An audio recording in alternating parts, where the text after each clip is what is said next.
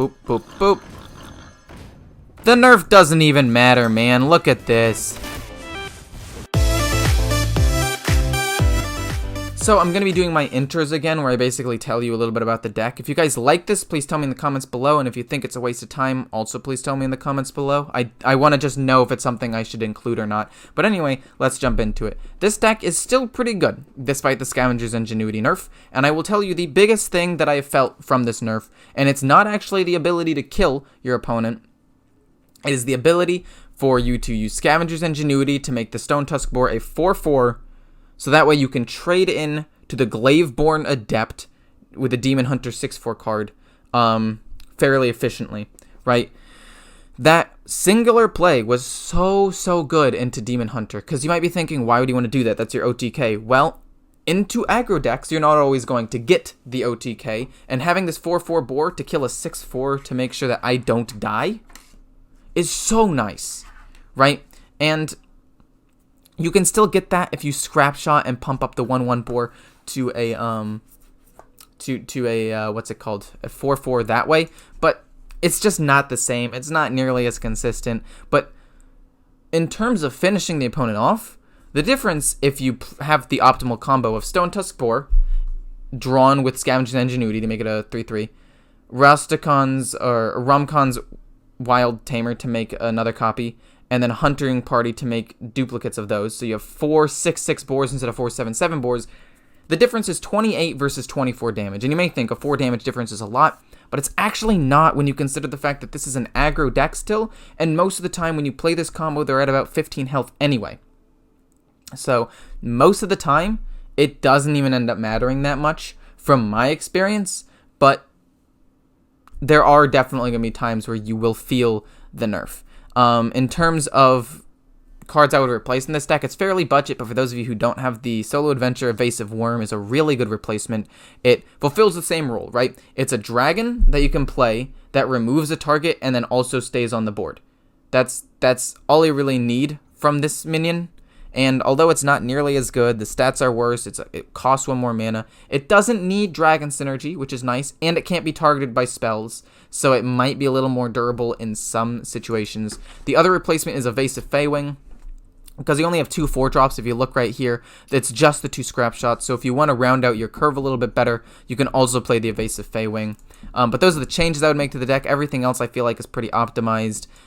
You will feel the nerf a little bit, obviously, but overall, the amount of damage that you will miss isn't insane. There will be some situations where you're like, darn, dude, I really wish I had like an extra 2, 3, 4 damage here, and that's just what happens with every nerf. The deck will still run the same. It's still really good, and I hope you guys enjoy the gameplay. Let's jump into it. Don't mind me playing a little bit of OTK Dragon Hunter with boars and stuff. I don't know why my deck tracker just stopped working for a second. I'm going to relaunch that. But it's the same deck as it's always been. Into a Priest, because it's going to be a slower matchup. I actually like this keep. I'm not going to be able to rush him down. My entire goal here is to burst him. Right? Like, that's it. That's the goal. If I can burst this guy down, then my job is done. My work here is completed. And the best way to do that is simply have very important combo pieces in my hand so I can make my boars big. Now you may be thinking, why are you playing this deck after the nerf? Well, just because it was nerfed by +1/+1 doesn't mean that the boars can't still do a ridiculous amount of damage. Like, oh god, that's bad. You never want to draw the boar this early. I mean, at least it gives a target for scrap shot, theoretically, but you want to have Scavenger's Ingenuity and then have that boar get pumped. But worst comes to worst, it's fine. Like, at least I have a boar in hand for the scrap shot. It's just a little tilting. There's the Scavenger's Ingenuity. Am I going to play it now? No. I'm going to play this so I can keep hitting with my hammer. But this is definitely going to be a play that I will make soon. Turn 4 is a pretty weak turn. We'll take the Evasive Feywing and hit him in the face. That's just what I would do. Penance kind of sucks, but playing the dragon means I can keep hitting with the Stormhammer. And the only way I get punished is by drawing another Stone Tusk Boar, which isn't impossible, but it's fairly unlikely. Like, my odds of it were 4.3 according to Hearthstone deck tracker. 4.3 plus 4.5. But now I kind of want to do it. Probably, play it. Hit. Ooh, wait. I don't have a dragon, so I can't play Rottenness Drake. I was thinking about it, but then I saw it wasn't glowing orange. So that takes out a pretty decent option. But I'm pretty sure the correct call here is to just do this. Scale Rider the 2/6, trade in. And then hope for the best. If I had one more mana, I could have done this and traded in with this and hoped. But let's see what it hits. Okay, perfect. That thing still gets the invulnerability, and that's really good. You might think, oh, you just got super lucky with it, blah, blah, blah. Well, let me explain why this isn't super lucky. He's at 2 health. 2 health is very easy to kill off. So, there's that. We want to kill off the 4/3. I can kill it off with Scrap Shot, actually, and the charge minion. But I also want to have a dragon on the board, so I can keep pushing damage.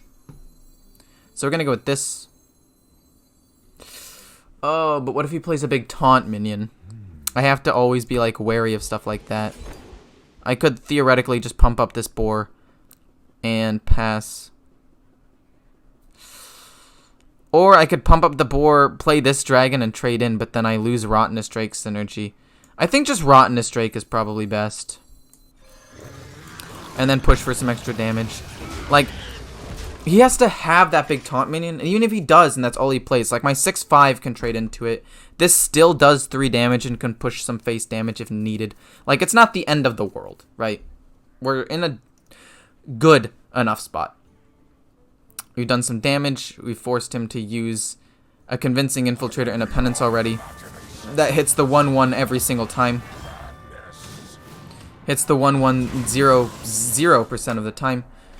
We Scrap Shot his face. Pump that up. We pump it. We hit him in the face.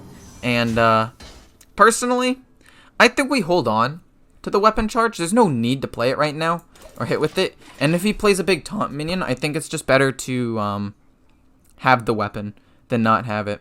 But that's a little bit of a bummer, I'm gonna be honest, that it hit the 6/5. You know, it's a real shame. But I still have the combo potentially, so this deck does a lot better into slower, like healing and like control-y kind of things. Does that make sense? Like Warlock and Priest, this deck does much better into, is what I'm trying to get at. We will then boop copy both of those big boars. Then we will play this and a boar just to push damage here. There's no reason to not play a boar. This gets me an extra charge out of the weapon though, so that's sick. And then we have a huge amount of burst damage in our hand, which is sick. I don't think we lose. Even if he wipes my board, it's 18 damage in, it's 18 damage just in minions. And then we have, yeah, we just win. Boop, boop, boop. The nerf doesn't even matter, man. Look at this. Anyway, we're jumping into the next game. So this deck already did decently well into Demon Hunter. Now, that being said, I do think that there is an issue keeping the combo cards in my hand and heavy costing cards in my hand, because Demon Hunter is a very fast class, and a lot of the time you can't rely on that combo win condition to win you the game.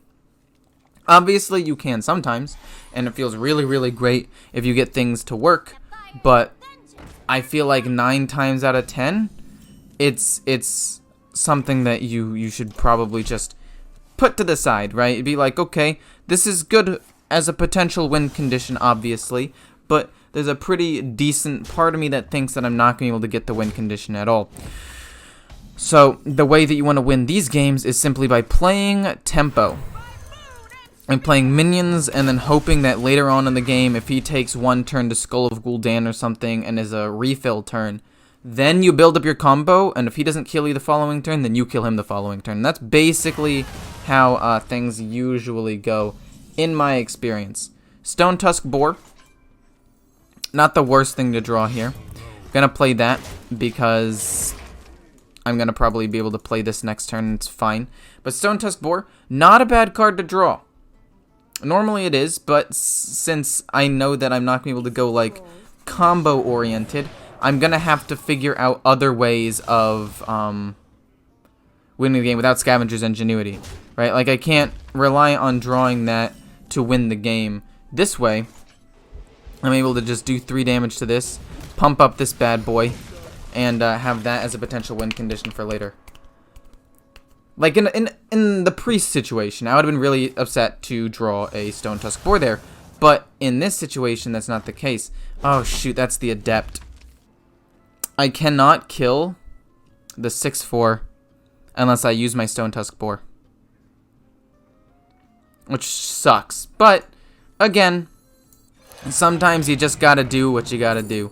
We will go with another, probably Explorer for value, and then use my Boar to kill off his thing. I can't take a ton of damage against a Demon Hunter. If I take 6 of the damage to it with my weapon, that's just so huge. I can't even afford to do that. So we play the 4-drop. We hit into this, and then we hit him for 3. If I had 1 more mana, boom, easy. But I didn't, so. Okay, Hunting Party's now useless in my hand. Scrap Shot is now mostly going to just be used as a direct damage. That's fine. It's just a Skull of Gul'dan. He's going to play some cards, but it's not going to be that big of a deal. I'll still be able to, like... Oh, my God. It's okay. We have big ol' whelp. We have options. We have ways around this. Big ol' whelp. Draw a card. Smack him in the face. I will admit, though, him having 2 I-beams super early on and being able to play the Adept on 5 and me having no response has been pretty rough. Luckily, he didn't have a turn 2 play, though, so this would have been a lot worse if he did, I feel like. But that's okay. Fairy Dragon for sure, because he can't target that.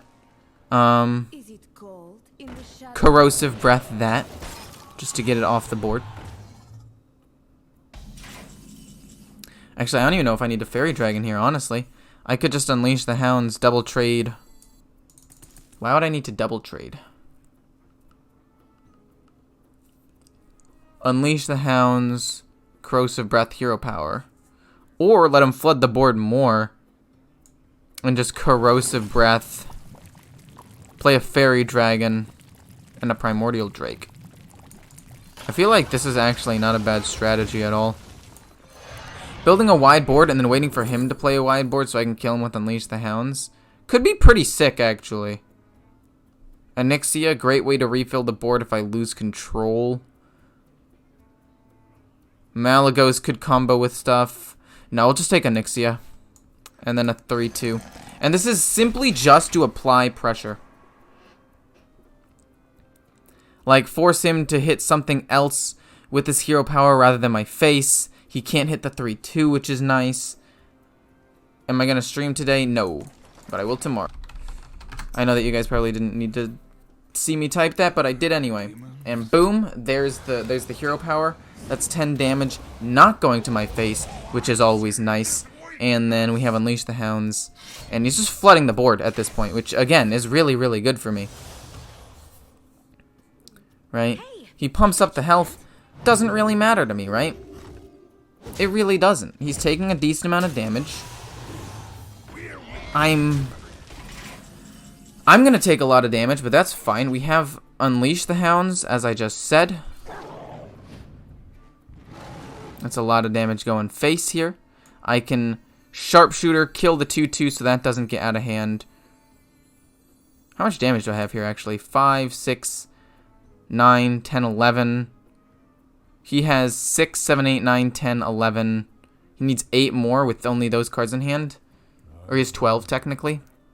I do need to kill that, I feel like. So how about we go ahead and we do that. We trade this into that.